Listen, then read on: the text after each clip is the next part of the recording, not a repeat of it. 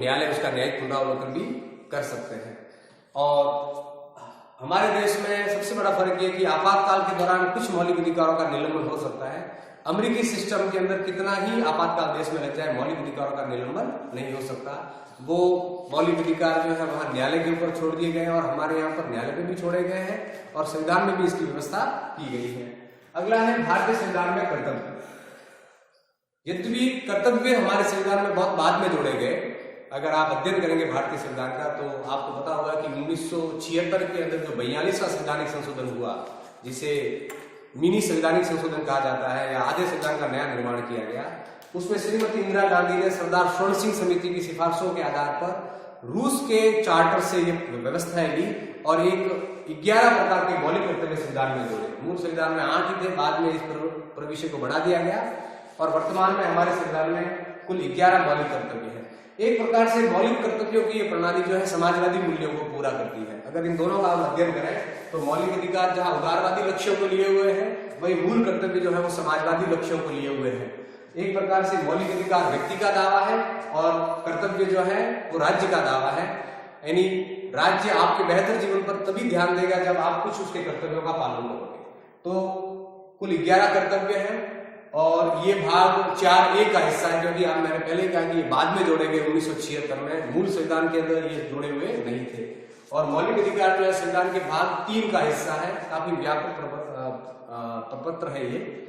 तो एक आपके सिलेबस में मूल कर्तव्य, ये कहां से लिए गए हैं, इनकी संख्या कितनी है और ये किस प्रकार लागू होते हैं, क्या ये इसके लिए सरकार न्यायालय में जा सकती है, व्यक्ति न्यायालय में जा सकता है।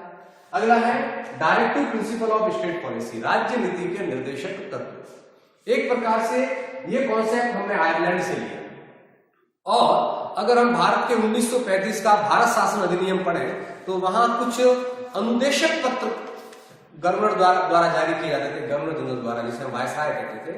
तो राज्य नीति के निर्देशक तत्व जो है वो उस 1935 के अनुदेशक पत्र के समान ही है।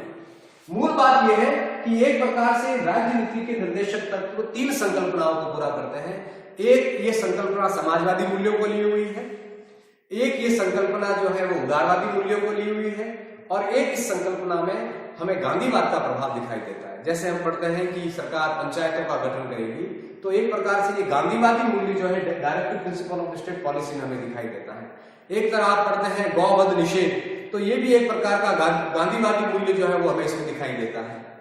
एक तरफ आप पढ़ते हैं कि राज्य कमजोर वर्गों के कल्याण के लिए काम करेगा, तो ये इसमें एक समाजवादी लक्ष्यों का उद्देश्य हमें दिखाई देता है। और एक तरफ इसमें दिखाई देता है कि समान कार्य के लिए समान वेतन हो और समान सिविल संहिता इस देश में लागू की जाए। एक प्रकार से ये उदारवादी मूल्य है, क्योंकि जो उदारवादी देश है वहां ऐसी समान सिविल संहिताएं पाई जाती हैं और जो समाजवादी देश होते हैं वहां कमजोर तबकों के कल्याण पर ध्यान दिया जाता है। यद्यपि मौलिक अधिकार और directive principle of state policy में यह फर्क है कि मौलिक अधिकार न्यायालय के अंदर वाद योग्य है और राज्य नीति के निर्देशक तत्व वाद योग्य नहीं है। यद्यपि कुछ व्याख्याओं में न्यायालय ने यह कहा है कि राजनीति के निर्देशक तत्व कुछ जो है वो लागू करने योग्य है, तो उनको लागू किया जाना भी चाहिए।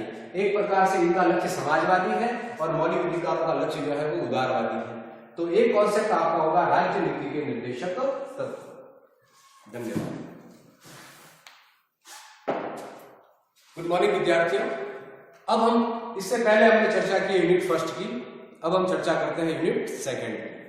यूनिट सेकंड के अंदर हमारे संविधान की संघीय कार्यपालिका का उल्लेख है।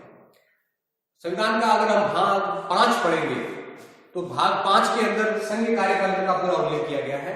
संघीय कार्यपालिका से आपका अभिप्राय होगा देश की संसद, राष्ट्रपति, उपराष्ट्रपति, महान्यायवादी, देश की न्याय प्रणाली, राज्यसभा और लोकसभा, संसद की विधि निर्माण संबंधी शक्ति, नियंत्रक महालेखा परीक्षक, ये सभी संघीय कार्यपालिका के हिस्से माने जाते हैं। तो संविधान का जो भाग 5 है और यूनिट जो सेकंड आप पढ़ेंगे उसमें आपको संघीय कार्यपालिका के कुछ अंगों के बारे में पढ़ना होगा। एक जैसे राष्ट्रपति का पद, आपने पढ़ा भी होगा कि हमारी शासन की प्रणाली जो है वो संसदात्मक है, इसलिए हमारी प्रणाली में राष्ट्रपति जो है वो हमारे शासन में नाम मात्र का प्रदान होता है। वास्तविक शक्तियां जो है वो प्रधानमंत्री और उसकी कैबिनेट में निहित होती है।